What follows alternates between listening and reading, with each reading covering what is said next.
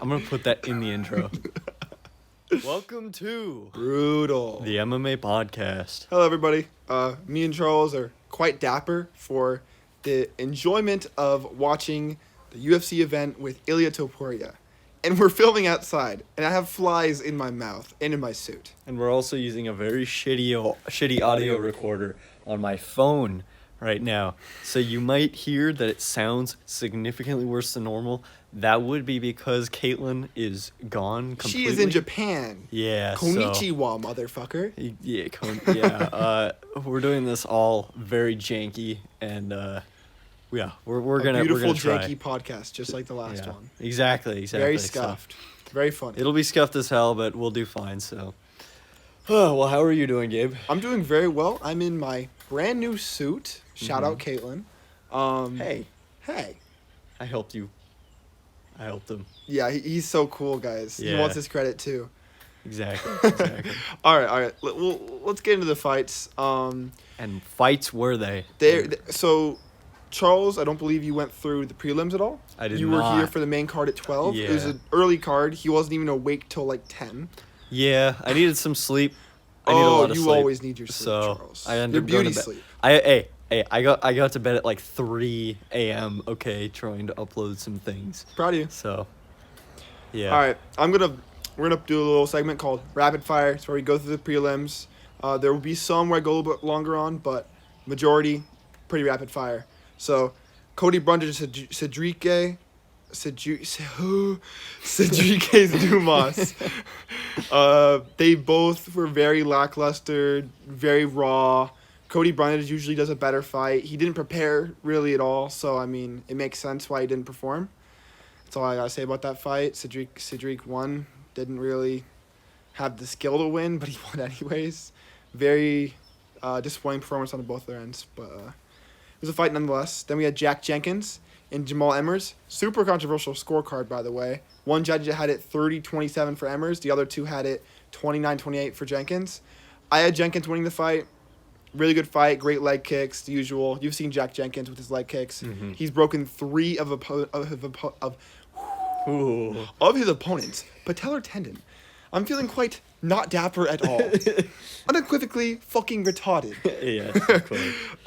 But Jack Jenkins with the win there. I think he deserved it. I think he's a lot more potential than Jamal Emmers too. So it'll be good to see him get back in there with another win. Then we had Trevor Peek and Chepi Mariscal. Holy shit. Fight of the year contender, by the way. Mariscal's got amazing judo. I mean, not to mention the striking. He dropped Peek multiple times, and Peek dropped him multiple times. But in every exchange where they'd start to get back to their feet, judo throw, judo throw, judo throw. He was just tossing this guy like a rag doll. And Peek has this really funny style where he likes to throw hammer fists. So instead of coming in with the cross like this, he'll be swinging wildly and throw hammer fists like this. That's got to be weird to see it, but it's weird, but if it lands, it's effective. It honestly works sometimes, you know? Not very gentlemanlike, but it works. And when it lands, it's pretty heavy. Peek lost by unanimous decision, and it makes sense to me. He showed less technique. He got dropped more, and he was on the ground a lot more. So it was a really good UFC debut for Chepi, which is like fight of the year so far for me, like this year so far. So honestly, great debut. I can't wait to see him again. Really exciting.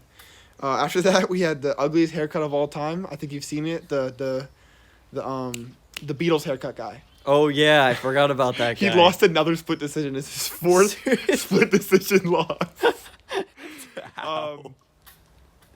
That's all I'm going to say about that. He's gonna get booted from actually, the UFC. I do want to say Joshua Van, shout out. He's the one who fought Zaglas. I hate his name.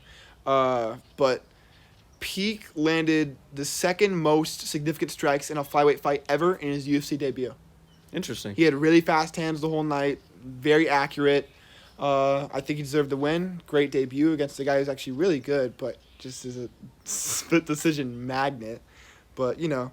Then we had the beautiful Tabitha Ritchie and Jillian Robertson. Kind of went how I thought it would, except there was no ground at all. I thought Jillian Robertson would at least get to the ground, you know, more than once or twice. She got to the ground once, and Tabitha Ritchie was back up like a lightning bolt. Ritchie was way more active, landed way more strikes, dominated just about every single round. So the activity really won it for Ritchie. Baby Shark won that one. glad to see her winning. Love to see her in there, and can't wait to see more from her. Good to hear it. Randy Brown versus Wellington Turman. Weird fight. I like Randy Brown. Just a lot of fouls, a lot of weird stuff going on. Randy Brown didn't look sharp as he usually does. I'm glad he won. I do like Randy Brown. When he is on his his peak, he lands well. He lands correctly. So it's all right, but I really hope he kind of turns on the burners next fight. And then we had Neil Magny, Philip Rowe. I thought Philip Rowe did enough to get the win. He was not the winner. It was a split decision loss for Philip Rowe. Neil Magny gets another decision win, which is now the UFC record with 14 UFC decision victories. Jeez. Yeah. Wow, that's crazy. Decision machine. And Neil Magny's like the perpetual gatekeeper of the top 15 for the welterweight division. I mean, no one gets past him. And is he an entertaining fighter at the very least? He's a grinder.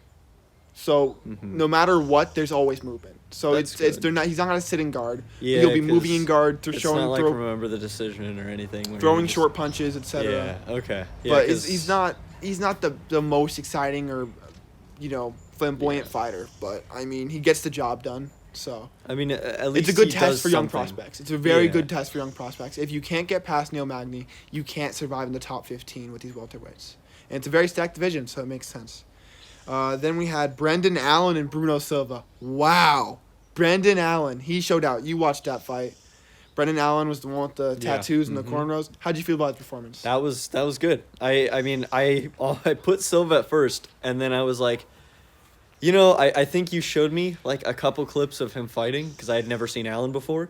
And I saw a couple clips of him fighting, and I thought, okay, this guy actually is kind of a monster, especially when it comes to like submission, the ground submission. Like he was ragdolling people and he just was throwing them straight into the decision or to the submission.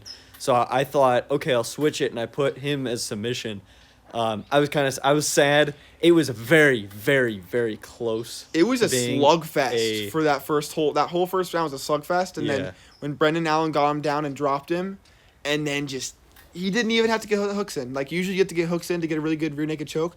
But you could see him, he tucked his chin in between his hands, so when he was choking, it was so tight. I can't do it because this is a tight suit. Mm-hmm. But he was so tight in there. Like, he was guarding his own hand, so even if he wanted to break the guard, he had to get past his face, so he couldn't do it. Yeah. And he had to tap, or he would have gone out like a light. So, really great showing from Brendan Allen. Yeah, super happy to see him get another win. Absolutely. And he protected his spot in the top 15, so... So that's good. I'm honestly 4 or 5 fight winning streak for Brendan Allen. Good. Yeah, I haven't seen him very much, like at all. But now I'm kind of excited to see him in the future. Hopefully, we see him more. Absolutely. And yeah, should be interesting. Then we had David Onama, one of my favorite fighters, because he was he was the fight of the night of the fights I saw in San Diego, which was the only event I've been to in person. Mm-hmm. And he showed out. He's super exciting. He's always super exciting. He started off pretty even round between Santos and Nama. He disagrees, but I thought it was pretty even. You could give it to Santos. You could give it to Onama. I thought it was pretty even, though. They both landed a lot of shots. Santos got a takedown, but Onama would get right back up. And it was a pretty back-and-forth battle in the first. But Onama turned the burners on in the second because Santos started to get tired with so much grappling he was doing. And Onama fucking landed and capitalized. Mm-hmm. Great showing from Onama. Really excited to see him in there and get another finish. So, yeah, no, I agree. You have any opinions on that fight? It was just generally entertaining. Yeah, I was very happy. The whole night was very entertaining. One of the best fight nights I've ever seen. Exactly. Like, although it did suck with the next fight, and we'll talk about it, but every other fight, there was 4 of them total that were just entertaining from start to finish. There wasn't any just massive boring spells. Surprisingly, we actually heard the crowd boo a couple times. In different I'm fights. sorry, but this crowd was extremely casual. Any sort of grappling, any sort of break in action, you slug your heart out for 2 to 3 straight rounds, and there'd be a break in the action, and you hear the crowd go, boo, like immediately with no time to spare. I was sitting in my seat, like sweating from how exciting the fight was, and I'm like, I'm watching this at home. And you're not excited watching it in person? What the fuck? No, people are stupid. Jacksonville, Florida, really disappointed in your crowd. I mean, They all I left agree. before even the main event ended. Like a lot of them, like Really? the crowd started to empty. Like as soon as the fight was over, it was pretty empty. No one stuck very much around. That's so crazy to me. That was just such an entertaining card. Yeah, it was You one of the know? most entertaining cards I've ever seen. And Like- the only fight is this next fight coming up. It was Austin Lane versus Tafa. Justin Tafa. Thank you for the reminder. That was I always so- get those the Samoans mixed up. Yeah. He's got Tai Tuivasa. Tai You've got Tuivasa, Justin Tafa. You've got Justin Tafa's younger brother too. So a lot of young talented Samoans in the UFC now, which is awesome to see. And I feel so bad for Tafa. And Austin Lane had to go and ruin it. And I'm Yeah. not surprised because I gotta say, I get really, really fucking mad when I see an NFL player in fucking UFC. I'm sorry, but this happened for way too long. Every single NFL player to join the UFC has immediately committed a bunch of fouls, a bunch of foul play, dirty play. Greg Hardy used an inhaler in the UFC, notoriously eye poked, groin shots. Austin Lane in his debut, guess what he does? And by the way, it's his debut. And he's the third fight on a main card of absolute killers. And it kind of shows you how dumb the UFC is being and how desperate they are to get, like, more mainstream sports into the UFC when UFC is already a mainstream sport. Just support yourself how you are. You don't need to boost up people that were from the NFL to make the Yeah. UFC bigger. I understand what they're doing with that, but it's not helping the sport. Especially with the guy with Austin Lane, who in like the first minute of the first round, he throws a right hand and to back away he goes like this. And it just digs into Justin Tafa's left eye. It's these two bleeding. It's fingers. swollen. His eye is all swollen up. And they had to stop it. They had to take 4 minutes to figure out that he's blind. He said he couldn't see the first 30 seconds. He's not going to be able to see the 4-minute mark either. Yeah. So it's just going to get worse. And I thought it was very weird they kept it going for so long. But they have to stop getting these mainstream fighters or these mainstream athletes from the NFL and from basketball and promoting them so heavily. They did it with CM Punk, and CM Punk went 0-2 in the UFC. He was a disgrace. He was boring, and he didn't know how to fight. So people Yeah. who didn't even know how to fight very well whooped his ass. Like Mike fucking Jackson. What a pussy. And he destroyed CM Punk. I mean, I'm sorry, but that fight made me very upset. All right. After some slight technical difficulties due to lighting issues, because Yeah. we are outside, we've moved to an area with better lighting. And let's get back into it. Yeah. Amanda Ribas, or Ribas, depending if you want to say it in Portuguese or not, and Macy Barber. Wow, what a fucking fight. These chicks really came in here swinging. Oh, they were. It was crazy Immediately. the whole time. The whole Immediately. entire time. And it Such was an just- entertaining fight. Yeah. I was so pleasantly surprised because, Mm-hmm. I mean, both these girls are known for decisions. They're not really the biggest finishers. I mean, Ribas has gotten a few submissions, and I've seen Macy Barber finish it on the ground before, but I did not expect this. I did not Yeah. expect this at all. Ribas was immediately firing, and Macy Barber was countering, and she was landing flush on Ribas's face. She started bleeding in the first minute. Yeah, in and the very first minute. her face chugging. was just pissing blood. Yeah. And it was crazy. They just kept going the entire going. time, just High fucking throwing pace, and punches. Macy Barber was getting the better of the exchanges, Mm-hmm. and it all came down to a flush fucking head kick, clean, Oh, it was so good. straight to the fucking head. He head- almost missed it. Oh, her hands came down to block it, but it wasn't going for the body; it was going for the head. So it wrapped right around, smacked her on the side of the fucking head. Right with her freaking shin. Or Yeah. it was like Shin shin to to the dome. jaw, and it was just right there. Her head, like, and from there on, she just started, like, basically, she was dropping, she was wobbling the whole time, and then she The right hand came in. capitalized, and So that she, right hand. she would throw the right hand, it would catch. But then when she stepped in with the left is what dropped her, and then ground and pound. I mean, I think the ref was waiting for her head to just become a squashed watermelon to step in, because Yeah. I mean, I would have stopped it earlier. I mean, Yeah, she was probably. getting smashed, and I mean, I'm glad the ref stopped it when he did. He shouldn't have let it go on any longer. But Yeah. what It an was- amazing performance from Macy Barber. I'm so glad to see her game evolve. I mean, there's been some times where she didn't deserve the win, and she kind of got pushed by the UFC, in my opinion. But, man, I mean, she proved me wrong. It's just like John Anik said, Macy Barber 2.0. Yeah, it was actually amazing to see her just go crazy the whole time, and then it was funny. He almost missed that head kick. I was like, oh, and he's like, oh, what? I missed it, and we went back. Oh my god, We went back like 5 seconds. I'm like, Yeah. oh shit! exactly the most delayed reaction, but it was such a good fight, and then And then we had the main event, just like I wrote it up. He didn't get the submission or the knockout in round 2 like I initially thought. But wow. Ilia fucking Topuria is here to stay in the featherweight division. Young, hungry, calculated. That's how I describe this fight. The jab was landing.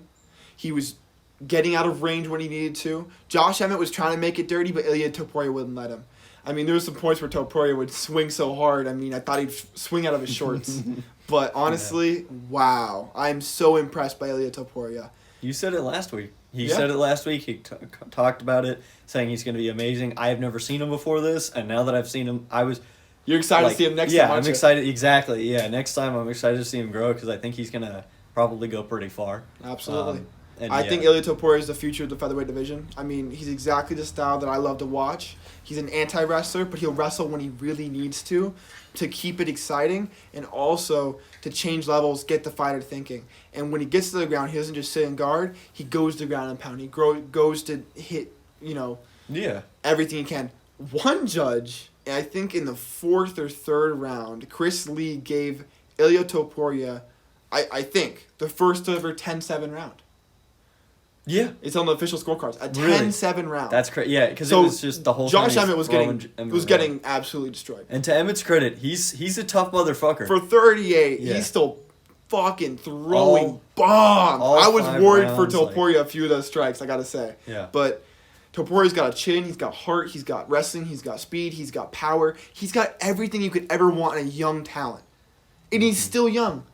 And I mean, I was watching the fight with my friend Anthony, my friend John. John has experience in MMA, and Charles has been watching the fights for a while. And they were saying Alexander Volkanovski would still smash Ilia, and I don't think I agree. I think Ilia is such a good talent. He could wipe out just about anyone in this division. I think he would give Alex a run for his money. He is young, so I'd give him a little bit more time to marinate. Put him in there against Max Holloway. I think he gets it done. So I mean, I think. I'm not 100% sure, honestly, because at first I thought, okay, too young, etc. But, I mean, now he might have a good chance. Volkanovski, last time I saw him fight, was absolutely insane. Did you watch him fight Islam? Yeah. That's a good fight. That was a really good fight. That's why after that I was like, okay, I have genuine respect for Volkanovski. Absolutely. And cannot have respect for that man. I can't tell you who would win. I mean, both of honestly, I would say Ilia Topuria. I like both of them. I'm also very recency biased. I just watched Ilia Topuria murder a man on live television. So. Yeah, that's fair. It's a little bit biased. I'm a little less biased. I like both of them from what I've seen, and I think it would be a very interesting thing to see. I do think it might take a little bit of time, but I don't know. I think John was saying something like 2 years. I don't think it would take that long. I give him one more fight in the UFC with one of those really good dogs at the top of the division. And if he bruises himself against that, who can't he beat? Exactly. Yeah, I agree. I think that would be a very interesting thing to see in the future. So we're going to talk about UFC on ESPN, Strickland versus Magomedov. But first, we want to go through our picks for the main card. Because the prelims, the only thing I have to talk about is Kevin Lee is coming back against a really good challenge in Rinat Fakhretdinov. Wow. Rinat is 20 wins, 1 loss. Wow. Kevin Lee's 18-7. Kevin Lee was a really big prospect in the UFC. He has one of the best knockouts of all time, the head kick against Gregor Gillespie. And it's like, you ever see the stiff board knockouts? Yep. One of those, but the head kick. That's got to be fun. It's a crazy fucking sight. Mm-hmm. And Kevin Lee had a lot of potential, but he never really fit into the division, never could really find his place, and the UFC are giving him a second shot, but they're feeding him straight to the fucking wolves, because Rinat is a fucking savage. So we'll see how that goes, but we're introducing a new segment. Yeah, we want to go ahead and take a look at our picks. We're working for next week. On the name, but we're thinking it's something to do with the experience versus the intuition. Yeah. So Charles doesn't really know anything about these fighters coming up. So he's just going strictly based off his intuition, the records, and how they've gotten their finishes. I'm taking a look at some of the records. And I've watched every single one of these fighters fight multiple times. So we'll see who wins. We'll get back to you on this next week. And let's start off, and I'll say my pick for the first fight. I think I say my pick first. And you want to say your pick first? Because here's the thing. I'm probably gonna be wrong. So now you're gonna be wrong. So you were talking mad shit when you were putting these picks in, buddy. Listen. I will be right when it comes to our tournament, but my reasoning might be a little weird. All right, so just to take a little bit of a look-see here. A little look-see daisy, right? We've got it's Abdul Razak Al Hassan versus Bruno Ferreira. Now, I said Abdul would knock him out in the first round. Okay. That's what I said. I respect that pick. And I'll let you know why I respect that pick. Because, honestly, Bruno Ferreira is a raging prospect in this division. He came in on a short notice fight and knocked out one of my favorite fighters who I thought was a title contender. Really? It was a middleweight fighter named RoboCop, Gregory Rodriguez. Oh, yeah. I've shown you him. In the first round against Bruno Ferreira. Really? He just got caught. I mean, he was outclassing Bruno, but he got caught, and Bruno put him out. So Bruno's got really good raw power, but so does Abdul Razak Al Hassan. Abdul Razak Al Hassan, his Instagram handle is Razak Judo. He's got crazy judo throws, and he's got crazy power. Muay Thai and judo are his two, and I think that's honestly one of the most elite bases when it comes to exciting fighters. So I say Abdul Razak Al Hassan gets it down in the second. Knockout. Really? So okay. I think we're similar. We're similar. We can agree on that. And one thing I did want to say, we sat down, we said we're gonna make our picks at the same time without speaking about any of them. So these picks aren't connected in any way, shape, or form. Yeah, we're just kind of ripping off the dome. Yeah. I'm reacting to what he's saying, and it was funny. from there. It took him about 30 seconds to make all of his picks. It took me about 5-10 minutes to really maybe longer. Really comb through and figure out who I was picking. So the next fight, we're sitting here. If it'll load, we've got Ismael Bonfim. Is it Bonfim versus Benoit Saint Denis? Is that how you say it? Benoit Saint Denis. Benoit. Yeah. I said Ismael wins by decision. Simply just he wins by decision. Okay. Let me tell you why you're fucking wrong. Ismael Bonfim is a fucking murderer on Murderer's Row. You got the two Bonfim brothers in the UFC now. They just made a debut, and both their debuts knockout and a submission first round. These kids are fucking killers. I don't know why they weren't in the UFC earlier. I don't know what they're made out of or what their genetics are, but I think they're just birthed straight from Christ himself, because I've never seen such talent in someone's debut. Both these guys are pretty young. I think they're mid-late 20s. Ismael Bonfim went in against a guy, Terrence McKinney. I've got a Terrence McKinney hoodie. Terrence McKinney's a savage. In Terrence McKinney's debut, he got a 7-second knockout. Really? 7-second knockout. 7 seconds. It's the That's fastest crazy. in lightweight history. He hit a 1-2 down the pipe and knocked out Matt Frivola, who's a ranked lightweight now, by the way. So, Terrence McKinney's a dog, but he got in there with Ismael Bonfim. Ismael Bonfim pieced him up for the whole first round, and then hit a flying knee to the side of his dome and knocked him unconscious. Ismael Bonfim is a finisher. I've never seen such a talent just broadcasted from nothing. We obviously, when you see a UFC fight, you see the previews and what this guy might be good at, but I saw him in the cage and I was like, what the fuck am I watching? This kid's insane.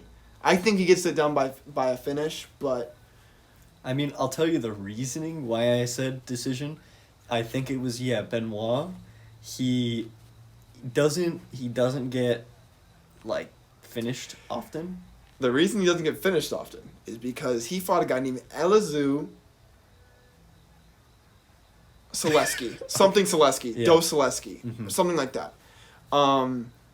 Zaleski TKO'd him 8 times in one fight. The referee that was reffing the fight was out of country. This was in Dubai. And when they were refereeing it, any senseful referee would have stopped it. The commentators were screaming into the ring, "Stop the fight! Stop the fight!" And the referee wasn't doing anything. It was actually disgusting. I was actually upset watching the fight. Because I like seeing violence, but I don't like seeing a guy bent over like this, getting smashed in the head, but because he's still standing, they're not stopping the fight. So, Benoit can definitely get his chin cracked. He's super tough, though. He's former France special operative. So, really exciting fighter, and I think he's really good. And he's moving down the lightweight for this fight, so it's a whole new weight class for him. But I don't think he wins that fight. Maybe. We'll see. We'll see. Because, I don't think he gets out of there. Because I have knockout first round for Ismael Bonfim. All right. We'll see. And after that, we have Ariane Lipski and Marissa Gato. I thought I said Griot for some reason. Like something. Mexican American. I have Lipski decision. I have generally Gato decisions. Yeah. It seems It's like a coin toss. It's a toss-up. We're both saying decision. No reason to get into that one. Yeah. Women, am I right? Women. All right, we're fucking around. All right, I don't want to hear no fucking pussies twisted in the comments. Michael Morales. This isn't too big of a decision for me. You've got Michael Morales, one of my favorite prospects, straight from Colombia. Cocaine capital, baby. You say your pick first because I accidentally started saying mine first. I just said Morales decision. Okay. I can see it happening. Michael Morales has really sneaky power, though. Max Griffin's really good. He's very tough. I still see Michael Morales gets a second-round knockout. Because of sneaky power, I mean, he'll land something where he's inshore like this, and he'll just tap someone's chin, and for some reason, it's a touch of death. I mean, people just get knocked unconscious from it. Yeah, I think that was the reasoning as well. I saw Griffin, right, or Griffith? Griffith. Yeah, Griffin. He what's it called? He seemed tough. Like he seemed like he just doesn't get finished often. So Not I often, no. I thought there's a good chance it could go that decision. I don't disagree with you, but either way, I think Michael Morales pulls it off. Yeah, he gets a little wild sometimes, but he's really young. He's still progressing. I think he's only 23 or 24, and he's undefeated. So yeah, excited to see that fight. And then we have Damir Ismagulov and Grant Dawson. Took it away, Charles. If it'll load. You want me to let you know what you picked? Because I already know. Oh, you do? Yeah. What did I pick? You picked Grant Dawson submission. Don't know what round, though. You might be right. Yeah. Dude, your phone is so bad, I could find out what you picked before you can even check it. It's basically because this dumbass lives in, like, nowhere land. I won't be able to check it because it's not in the league yet. Never mind. Fuck it. Doesn't matter the round. You said submission for Grant Dawson. Okay. Why did you say submission for Grant Dawson? I would tell you right now, but my phone is not loading. But you picked submission for Grant Dawson. Yeah. So why did you pick it? Because it doesn't say the reason in there. It's in their fucking little tiny score. That's my point. Is I need to take a look at them so I can like know what I'm talking about. Okay. Well, what your reasoning was probably is that Grant Dawson has a lot of submissions. Mm-hmm. Damir Ismagulov has a lot of decisions. So if it goes to a finish, it'll probably be submission. That's probably it. Yeah. Submission for Grant Dawson. But let me tell you what's not going to happen. Damir Ismagulov's been in there with killers. Mm-hmm. And beaten the killers. He's fought Garum Kutiladze. He's fought Arman Saryukin. You remember seeing Arman Saryukin? Mm-hmm. Yeah, he's fought Arman Saryukin. Took him decision. So he doesn't get finished by the best of the best. There's no way Grant Dawson's finishing him. Grant Dawson has really good striking, very good submission skills, but no. I think Damir gets it done by decision. He's just too technical. He's too smart. Damir said he was going to retire after his last loss, which is a split decision loss, but he didn't. So it's weird to see him back in there, but he's an entertaining fighter, and he's still in the top 15, so I've got Damir by decision in that one. So should be interesting. And then we have the beautiful main event, Strickland versus Abus Magomedov. You think Strickland's going to win, right? Not only do I think, but I hope. And you think by knockout? I said by knockout. I said, fuck it. Okay. I don't want to say you're wrong, because I love Sean Strickland. Sean Strickland's one of the funniest fighters in the UFC. I mean, he says what's on his mind at all times. And what's on his mind is always the most obscene shit. It's the greatest. Oh my god. There's an interview where Sean Strickland's talking to an Asian reporter. She talks about her dog. He's like, really? You haven't eaten it yet? Sean Strickland's hilarious. He's super unhinged, but Sean Strickland is basically like watching a sparring match, but in the UFC cage. Not the most intelligent striking, not the most intelligent And his fight IQ is not very good. He knows when to put his defense up unless he's fighting someone like, Alex Ferreira. That's that left hook knockout, where the one where he gets dropped in the right hand after. But Sean Strickland's really good. Just, I think he's missing that it factor that Abbas might have. I haven't seen Abbas fight too much, but he's an amazing record. He's 26-5. I think Sean Strickland's record is honestly better. But Abbas hits with power, and his submissions have a lot of intensity with them. I don't see there's a way that Abbas doesn't get this done. It's either Abbas decision or Abbas knockout, and I have Abbas knockout in the third round. So we're basically like about the same. It's just different fighters.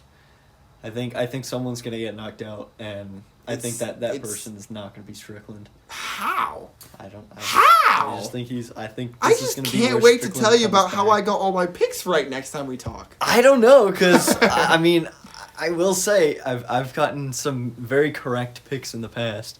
So You're you still never not know. first. I'm first. Hey, okay. And I've been first, and I will continue being first. I've also continually failed to Oh. put my picks in Oh. on many different occasions and gotten 0 XP. And yet, Is that the burglar I'm in the still- corner? I'm still or do I kinda near hear them. fucking excuses? I'm still what? You have to grind I think through your I'm surgery. within I don't care if 15 you're on the operating table. my table.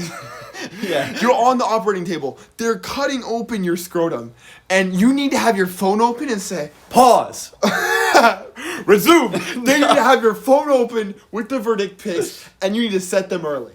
Listen. You could do all of them, 3 weeks in advance, right now. Yeah, but then.